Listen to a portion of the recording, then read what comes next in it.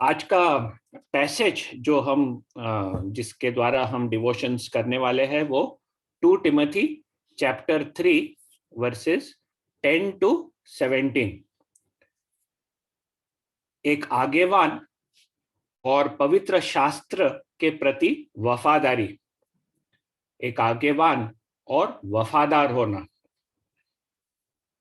Verse 13 में हम पढ़ते हैं, पर तू इन बातों पर जो तूने सीखी है और प्रतीति की थी, यह जानकर दृढ़ बना रह कि तूने उन्हें किन लोगों से सीखा था। हमारा विश्वास और आचरण शास्त्रों पर आधारित होना चाहिए। हमारा जो विश्वास है और जो हमारा आचरण है वो शास्त्रों पर आधारित होना चाहिए। इस शिविर का जो विषय पवित्र ठहरना, काम आना, तैयार होना, सैंक्टिफाइड, यूजफुल, प्रिपेयर्ड।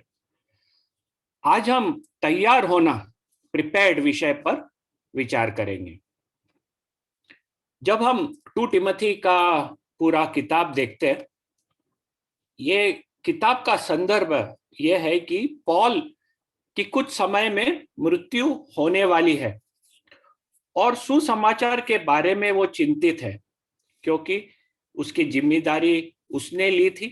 वो परमेश्वर का प्रेरित था और उसने ये वचन प्रकट किया था, और ये वचन सुसमाचार की शुद्धता और उसके प्रसार के बारे में वो चिंतित था, और वो चाहता था कि टिमोथी ये जिम्मेदारी ले। उसने तिमोथियस को परमेश्वर की उस वरदान को प्रज्वलित करने के लिए प्रोत्साहित किया था, ताकि वह आगेवान की जिम्मेदारी धारण कर सके। उसने उसे सुसमाचार के लिए दुख उठाने के लिए भी तैयार किया था।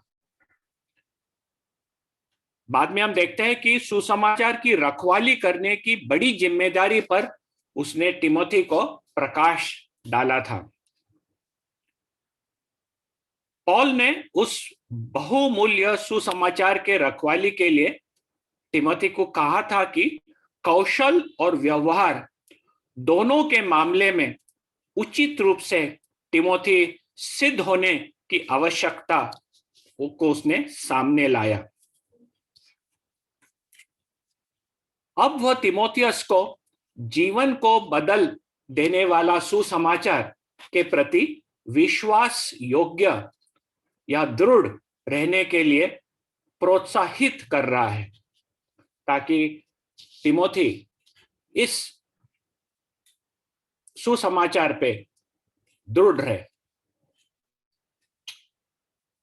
वर्स 14, पर तू इन बातों पर जो तूने सीखी है और प्रतीति की थी, यह जानकर दृढ़ बना रह। उसने उसे कहा था कि तूने ये सुना है, सीखा है और उसे प्रतीति भी दी है। अभी तू जो जिस चीज पे तूने प्रतीति दी है वो तू दृढ़ बना रहे। पॉल को पता था कि झूठे शिक्षक आए थे और आने वाले दिनों में और भी झूठे शिक्षक आएंगे। आगे लोग अपनी इच्छा और रुचियों के अनुसार शास्त्रों को मोड़ देंगे।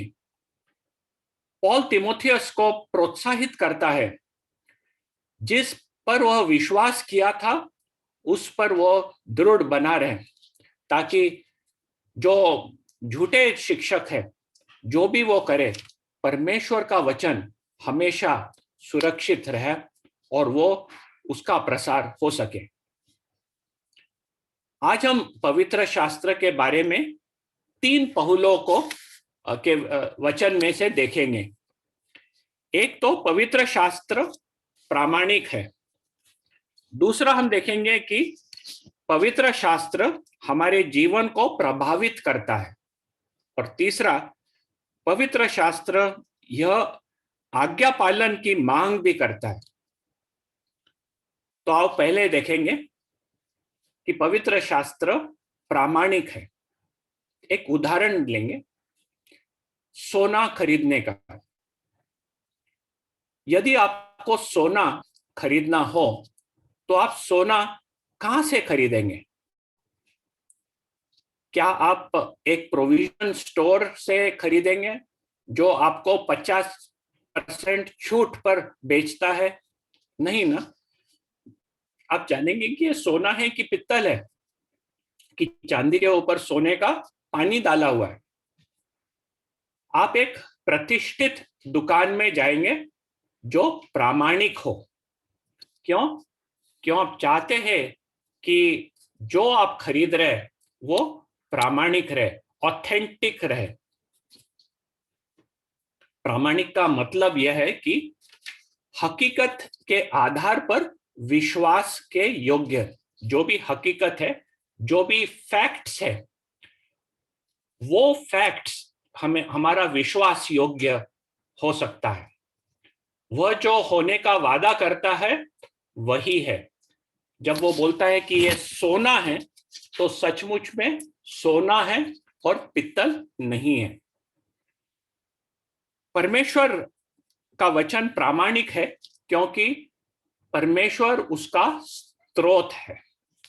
ये बहुत महत्व का है। चैप्टर 3 वर्स 15 में पॉल कहता है, और बालकपन से पवित्र शास्त्र तेरा जाना हुआ है, जो तू मसीहा पर विश्वास करने के उद्धार प्राप्त करने के लिए बुद्धिमान बना सकता है। तिमोथी बालकपन से पवित्र शास्त्र को जानता था। ये पवित्र शास्त्र जो तिमोथी बालकपन से पढ़ रहा था वो जूना करार के बारे में पॉल बता रहा है, क्योंकि तब तक नया करार पूरी तरह से कंपाइल नहीं हुआ था। यह पवित्र है क्योंकि इसका स्रोत परमेश्वर है। पुरुष ने लिखा, हालांकि परमेश्वर उनके लेखन में सक्रिय रूप से शामिल था। He was actively involved in that writing. हमारे पास जो बाइबल है वह परमेश्वर का वचन है, इसलिए वो पवित्र है। प्रभु यीशु ख्रिस्त जब जूने करार के बारे में उधर के लोगों से, फरीसी से बात करता है, यूहान 5:39 में वो कहता है कि पवित्र शास्त्र में आप ढूंढते हो अनंत जीवन के लिए, लेकिन यही मेरी गवाही देता है। तो प्रभु पहचानता है कि पवित्र शास्त्र जो जूना करार है उसमें अनंत जीवन प्रभु यीशु ख्रिस्त में उसमें जोड़ा हुआ है और प्रभु यीशु ख्रिस्त की गवाही देता है। 2 टिमोथी 3:16, संपूर्ण पवित्र शास्त्र परमेश्वर की प्रेरणा से रचा गया। ये जो पवित्र शास्त्र ओल्ड टेस्टामेंट और उसके बाद में न्यू टेस्टामेंट, ये परमेश्वर के प्रेरणा से रचा गया है और वो उपदेश, समझने, सुधारने, उसके लिए लाभदायक है। जब हम प्रेरणा की बात करते हैं, परमेश्वर उसका लेखक है, वह स्रोत है। उसने लोगों के विचारों को इन्फ्लुएंस करके जो लिखना है वो उन्हें लिखा है। ओरिजिनल मैन्युस्क्रिप्ट्स में परमेश्वर ने हमें वही शब्द दिए हैं जो वो हमें जानना चाहता था। तो हमारे पास जो है वो जो परमेश्वर हमें जानना चाहता था वही मिला है।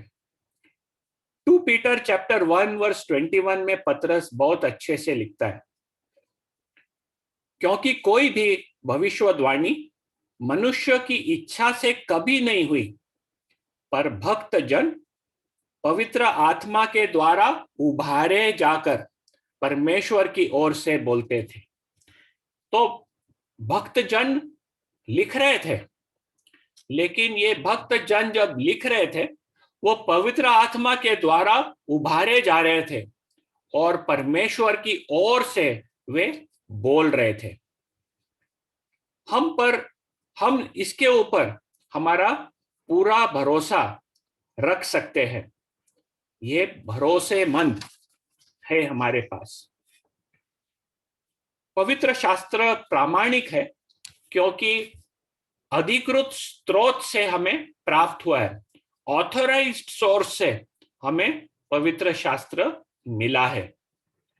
2 टिमोथी 3:14 में पॉल टिमोथी को याद दिलाता है, पर तू इन बातों जो तूने सीखी है और प्रतीति की थी, किसके ऊपर तूने प्रतीति की, यह जानकर दृढ़ बना रह कि तूने किन लोगों से सीखा है।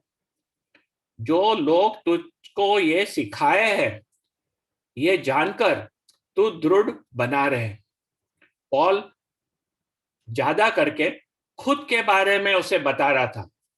हम जानते हैं कि पॉल जब चैप्टर 1 में पत्र लिखने शुरू किया, वो खुद को एक प्रेरित करके इंट्रोड्यूस किया, प्रभु यीशु का प्रेरित जो परमेश्वर ने चुना था।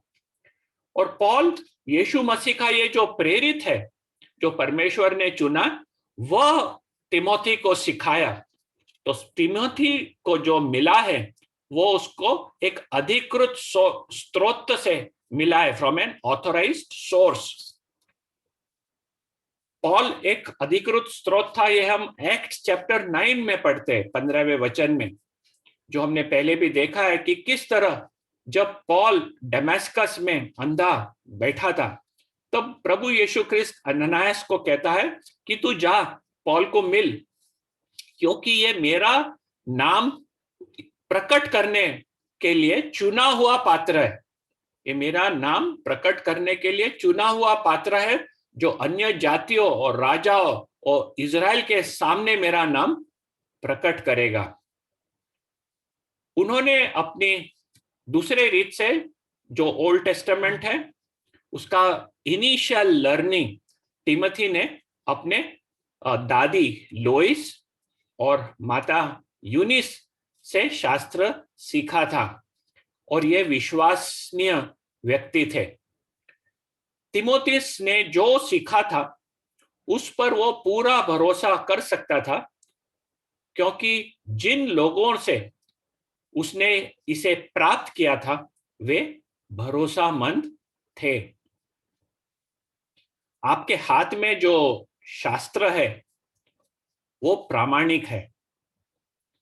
आप उस पर आपका पूरा भरोसा रख सकते हो। आपको इसके अध्ययन और अपने जीवन में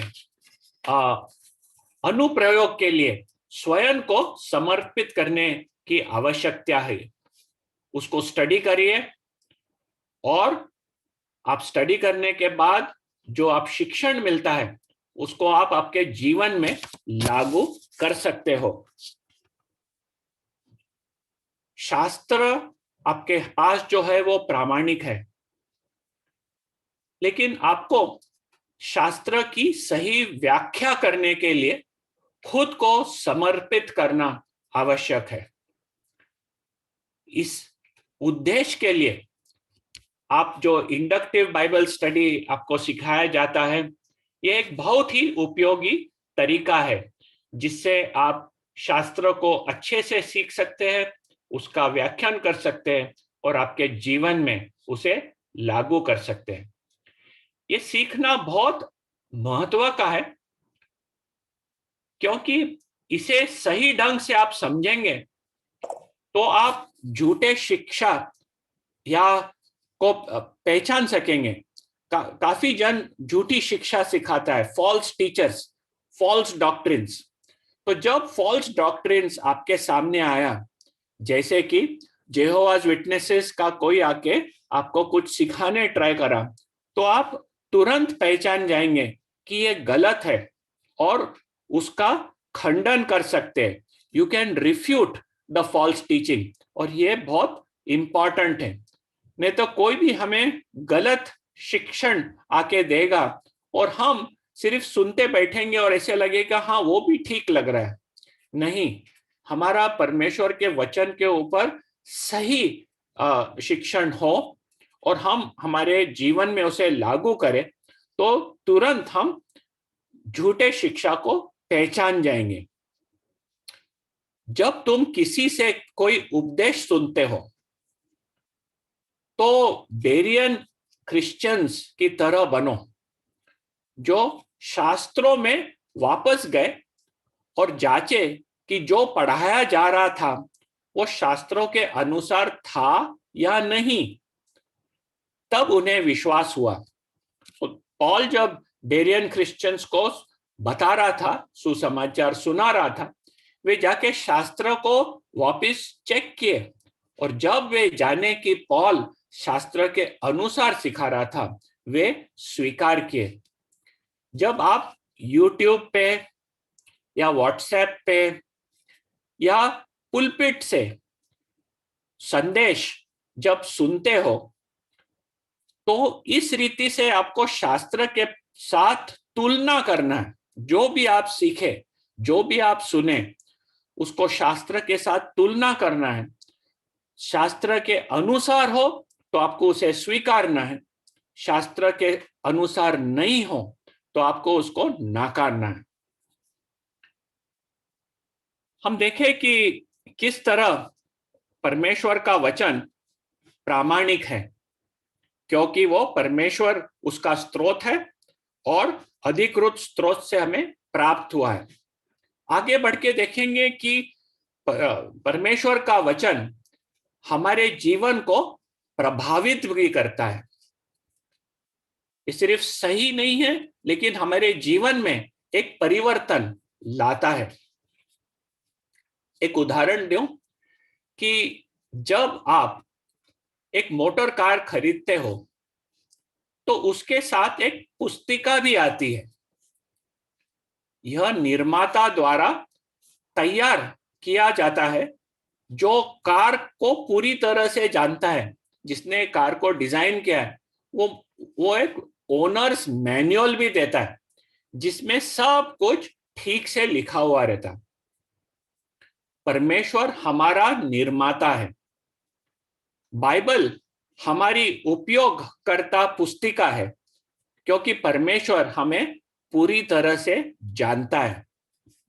यदि हम उसके निर्देशों के अनुसार चलते हैं तो हम धन्य हैं, अन्यथा हम टूटने की ओर बढ़ेंगे। हमारे जीवन को प्रभावित करता है क्योंकि उद्धार के लिए हमें बुद्धिमान बनाता है। परमेश्वर का वचन हमें उद्धार के लिए बुद्धिमान बनाता है और इस तरह वो हमारे जीवन को प्रभावित करता है। वर्ष 15 में पॉल तिमोथी को कहता है, और बालकपन से पवित्र शास्त्र तेरा जाना हुआ है, जो तुझे मसीहा पर विश्वास करने से उद्धार प्राप्त करने के लिए बुद्धिमान बना सकता है। तो ये जो तूने पवित्र शास्त्र बालकपन से जो सीखा है, ये मसीहा पर विश्वास करने के लिए तुझे सिखाता है, और मसीहा के ऊपर विश्वास करते आपको उद्धार प्राप्त कर सकते हैं। वो आपको बुद्धिमान बनाता है कि आप प्रभु के ऊपर विश्वास रखो। हमने पहले देखा था कि किस तरह प्रभु यीशु ख्रिस्त जॉन 5:39 में वही कहता है ये फरीसी लोगों को कि पवित्र शास्त्र जो अनंत जीवन आपको मिलता है, वही उसके बारे में गवाही देता है।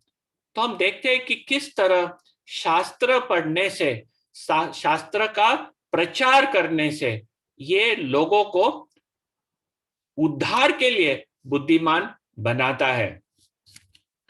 लूक चैप्टर 24 वर्स 27, प्रभु यीशु ख्रिस्त 2 शिष्यों के साथ उसके पुनरुत्थान के बाद इमेस के रास्ते पे जा रहा था।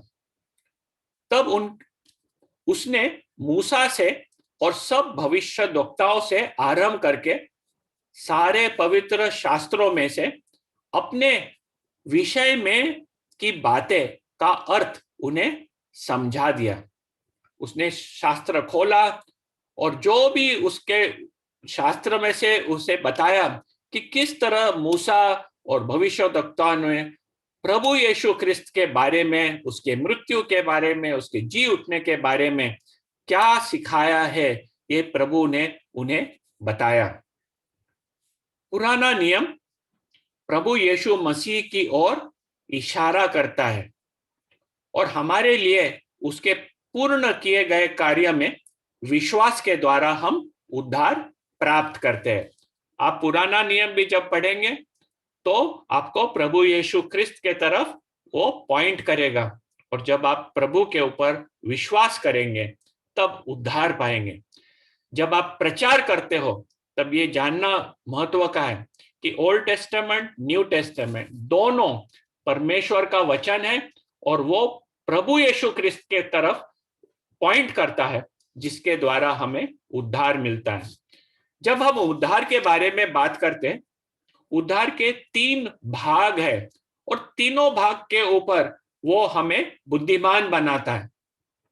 पहला तो भूतकाल में हमें उद्धार पाप की सजा से मिलती है। जब हम प्रभु यीशु ख्रिस्त के ऊपर हमारा विश्वास डाले, हमें नया जन्म मिला, हम पाप की सजा से हमें उद्धार दिया गया है। शास्त्र में से हमें बुद्धिमान बनाता है वर्तमान के लिए कि उद्धार पाप की शक्ति से हमें मिलता है। हम पाप के शक्ति से भी हमें उद्धार दिया जाता है। और भविष्य काल के लिए उद्धार पाप की उपस्थिति से हमारी होगी, उसके बारे में हमें बुद्धिमान बनाता है। शास्त्र फॉलोइंग तरीके से हमारी मदद करते हैं। पहला तो हमें अपने उद्धार का आश्वासन मिलता है। जब हम शास्त्र पढ़ते हैं, उसके ऊपर विचार करते हैं, प्रभु हमें हमारे उद्धार का आश्वासन देता है जो ऑलरेडी हो चुका है। दूसरा, हम आत्मा के द्वारा चलने और पाप पर विजय पाने में सक्षम होते हैं। हम आत्मा के द्वारा चलने और पाप पर विजय पाने में हम सक्षम होते हैं। और तीसरा, हम अपने प्रभु की वापसी की आशा के साथ आगे देख सकते हैं। We live in hope. विश्वासु लोग वो है जिनमें एक आशा है कि हमारा प्रभु वापस आने वाला है, और जब वो आएगा तब हम पाप के प्रेजेंस में से भी हमें उद्धार मिलेगा। हमें अच्छे कामों के लिए वो तैयार करता है। यह हमारे जीवन को प्रभावित करता है, एक उद्धार के लिए बुद्धिमान बनाता है, और दूसरा हमारे को अच्छे कामों के लिए तैयार करता है। तिमोथी चैप्टर 3 वर्स 16 ये बताता है कि परमेश्वर का पवित्र वचन हम किस तरह उसका उपयोग कर सकते हैं। एक तो शिक्षण के लिए लाभदायक है। हमें यह समझाए कि क्या सही है और क्या गलत। जब हम वचन पढ़ते हैं और हम सिखाते हैं तो हम ये समझ सकते हैं और सिखा सकते हैं कि क्या सही है और क्या गलत है। जैसे कि बहुत सी चीजों को समझने में मदद करता है जो हम नहीं जानते, जैसे प्रार्थनामय जीवन, विजयी विश्वासी जीवन, एक ईसाई विवाह, ये सब चीजों का हमें टीचिंग पवित्र शास्त्र में से मिलता है। आपने देखा था फाइंडिंग गॉड्स विल, ये सब कुछ हम पवित्र शास्त्र में से सीख सकते हैं। पवित्र शास्त्र फटकार करने के लिए भी उपयोगी है। फटकार का मतलब कि गलत किए जाने के लिए धीरे से अस्वीकृत व्यक्त करना, to express your disapproval gently. जैसे कि व्यक्ति जो नियमित रूप से अपना क्वाइट टाइम नहीं करता है, आप उसको फटकार सकते हैं वचन के द्वारा। ताकि वो अपना क्वाइट टाइम वापस सही रीत से कर सके। या दूसरा कोई लोग जो लगातार दूसरे की आलोचना करते रहते, हम पवित्र शास्त्र से फटकार सकते हैं कि जो गलत काम कर रहे हैं, हाँ, उसे अस्वीकृत व्यक्त कर सकते हैं ताकि वो बंद करें। फिर सुधारने के लिए पवित्र शास्त्र को हम वापर सकते हैं। जो गलत है उसे दिखाए और जो सही है उसे समझने में मदद करे। ये सुधारने का काम। जैसे कि कोई वचन इंटरप्रेट कर रहा है और उसने संदर्भ न जाने और न कंसीडर किए उसका कोई व्याख्या कर लिया है, तो संदर्भ पर विचार न करके शास्त्रों के भाग की गलत व्याख्या किया है, तो आप उसको सुधार सकते हैं। आप उसको बता सकते हो कि ये गलत है और किस तरह सही रीत से वो पैसेज का व्याख्यान करना है। पवित्र शास्त्र से हम धर्म की शिक्षा भी दे सकते हैं, वही करना जो सही है। Righteousness, that our works are righteousness, जैसे कि धन, समय, टैलेंट का स्टुअर्ड होना, कैसे लोगों को क्षमा करना, प्रेम करना, विश्वास से जीना, ये जो धर्म की शिक्षा है वो हम पवित्र शास्त्र के द्वारा सिखा सकते हैं। ये सब का क्या उद्देश्य है? पवित्र शास्त्र को ये सब रीति से वापरने से उसका उद्देश्य यह है ताकि परमेश्वर का जन सिद्ध बने और हर एक भले काम के लिए तत्पर हो जाए। परमेश्वर के जो विश्वास में हमें नया जन्म मिला है उसमें हमें बढ़ना है, हमें सिद्ध बनना है, हमें भले काम के लिए, हर एक भले काम के लिए तत्पर होना है। परमेश्वर हमें अच्छे कामों के उचित स्थान को पहचानने में भी मदद करता है। जब हम अच्छे कामों का बात करते हैं तब अच्छे कामों का एक सही स्थान होता है और पवित्र शास्त्र में से उस अच्छे काम का स्थान हम जान सकते हैं कि वे परिवर्तित जीवन और नए जीवन का परिणाम है।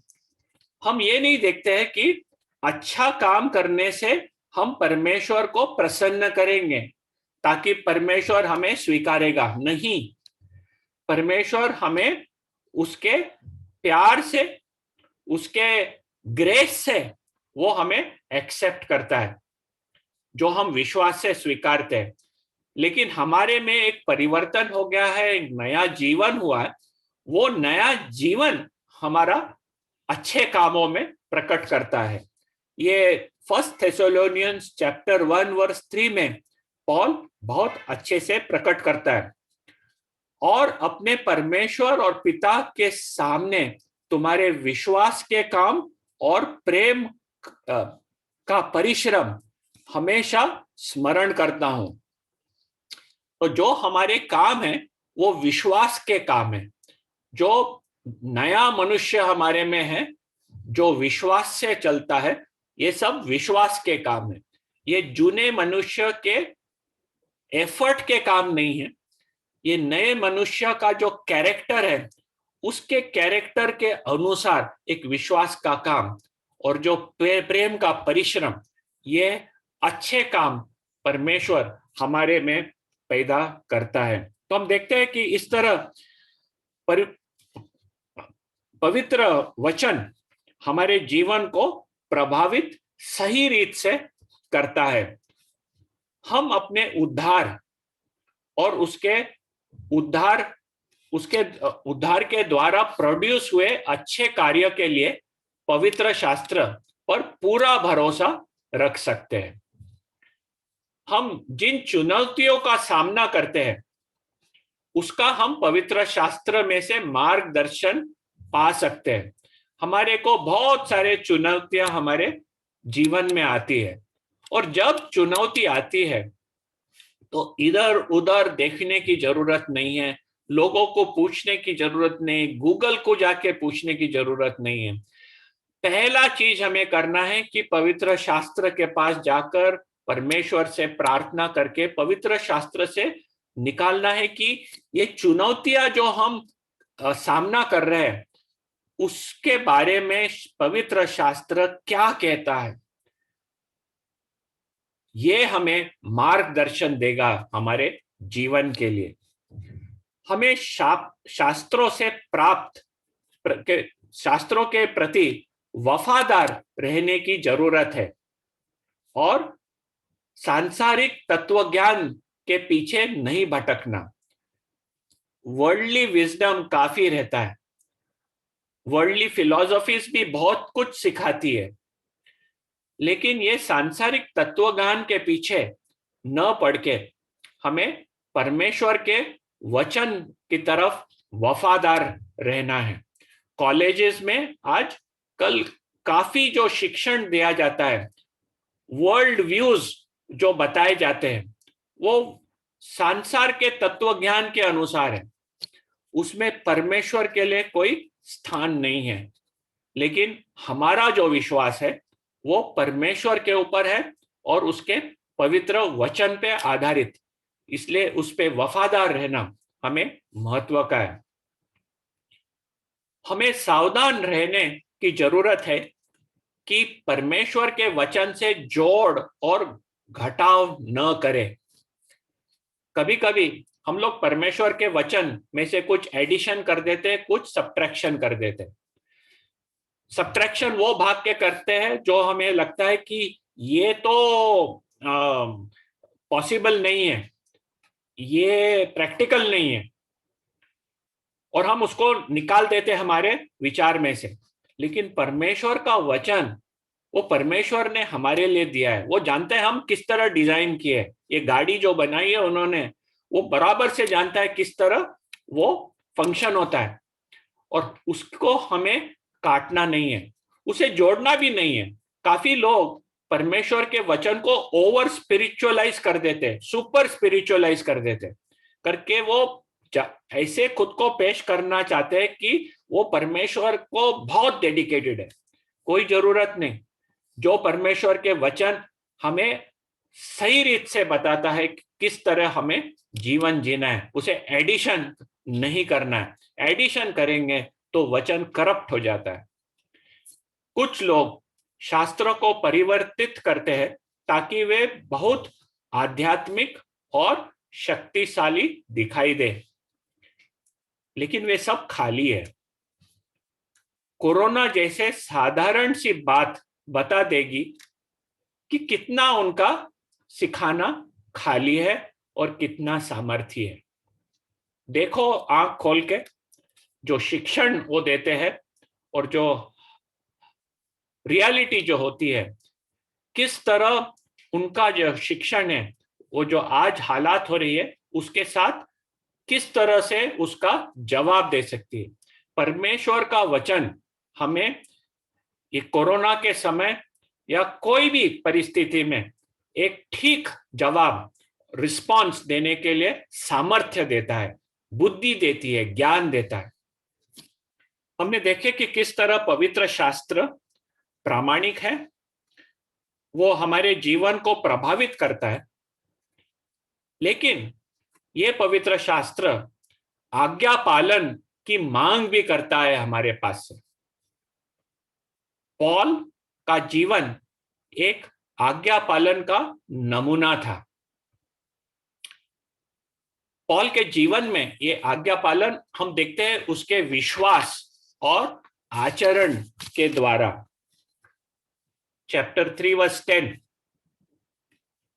पर तूने उपदेश, चाल चलन, मनसा, विश्वास, सहनशीलता, प्रेम, धीरज और सताए जाने और दुख उठाने में मेरा साथ दिया। तो पॉल ये बताता है कि उसका शास्त्र पे विश्वास उसने किया और विश्वास को, इस शास्त्र को पढ़ाया, और ये उसके उपदेश में प्रकट था, उसके विश्वास में प्रकट था, लेकिन उसके चाल चलन में भी यही प्रकट हुआ। शास्त्रों ने उनके जीवन के हर पहलू को भी प्रभावित किया था। तो पॉल का बिलीफ्स, उसका विश्वास और उसका चाल चलन, उसका कंडक्ट, ये दोनों संपूर्ण रीत से परमेश्वर के वचन पे आधारित थे। हम देखते हैं कि पॉल अपना जीवन में आज्ञा पालन का नमूना बना। दुख सहने में भी उसने दुख उठाया, चैप्टर 3 वर्स 11। और ऐसे दुखों में भी जो एंटियोक और आइकोनियम और लुस्त्रा में मुझ पर पड़े थे, और अन्य दुखों में भी जो मैंने उठाए हैं। तो वो याद करता है कि क्या क्या दुख उसने उठाए हैं, और वो ये जानता है कि ये एक नॉर्मल रिक्वायरमेंट है, एक नॉर्मल सिचुएशन जो एक विश्वासी फेस करेगा। और वो कहता है 12वें वचन में कि ये दुख उठाना सिर्फ उसी के लिए नहीं है, पर जितने मसीहा यीशु में भक्ति के साथ जीवन बिताना चाहते हैं वे सब सताए जाएंगे। और इस तरह हम देखते हैं कि पॉल के जीवन एक आज्ञा पालन का नमूना था। और ये जो पवित्र शास्त्र हमें आज्ञा पालन की मांग करता है, वो हमें उसके लिए दुख उठाने के लिए भी एक बुलावा देता है, जिसके लिए हमें तैयार होना है। और ये जो पॉल का आज्ञा पालन जो जीवन एक नमूना था, वो धोखेबाजों के जीवन से काफी विपरीत था। It was opposite to the life of impostors. 2 Timothy 3:13 में हम देखते हैं, और दुष्ट और evil people and imposters will go from bad to worse, deceiving and deceive। वे बिगड़ते चले जाएंगे, ये पॉल उन्हें कहता है।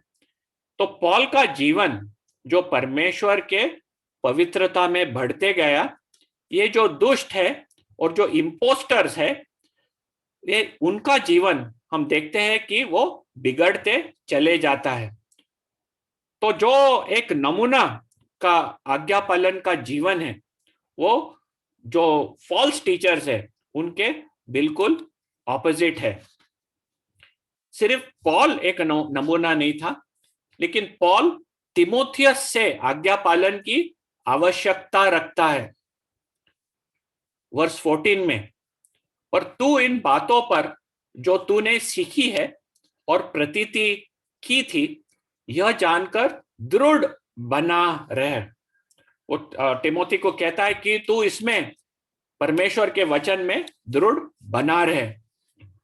उसे अपने विश्वास पर कायम रहने की जरूरत है।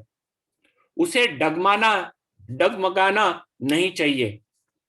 शास्त्र विश्वसनीय है, उन्हें उसके प्रति वफादार रहना है। ये पॉल तिमोथी को आह्वान करता है। इस शिविर में आप परमेश्वर के वचन सीखेंगे। आपको भरोसा पड़ेगा कि यह सच है। Doctrine session, practical session, devotional sessions, testimonies, आप इसे अपने अनुभव से जोड़ सकेंगे। आपकी शंका भी दूर हो जाएगी।